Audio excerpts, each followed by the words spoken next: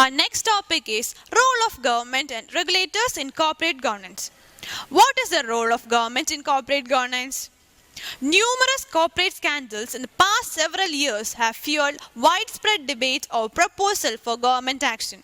The central challenge for government is how to restore corporate integrity and market confidence without overreacting and stifling the dynamism that underlies a strong economy. To examine this challenge, the Center for Business and Government's Regulatory Policy Program organized a conference in May 2004 on the role of government in corporate governance. The conference brought together government officials, business leaders, and academic researchers to discuss three fundamental public policy issues raised by recent corporate abuses. The first one is who should regulate corporate management, whether the government agencies or self-regulatory organizations. The second is how should regulatory commands to be designed, either as detailed rules or broad principles.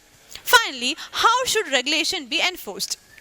This report synthesizes the conference dialogue organized around these three questions and explores conditions under which different configuration of regulatory institutions, standards, and enforcement practices can further both corporate integrity and productivity. Next, what is the role of regulators in corporate governance? Regulators operate in a complex, high-risk environment at the interface between the public and the private sectors. They often share some responsibility for the sectors and industries they regulate with public institutions. And yet, if the lights go out, tap water stop running, trains break down, or phones stop working, they are often held to account. In this challenging environment, the governance of regulator is critical.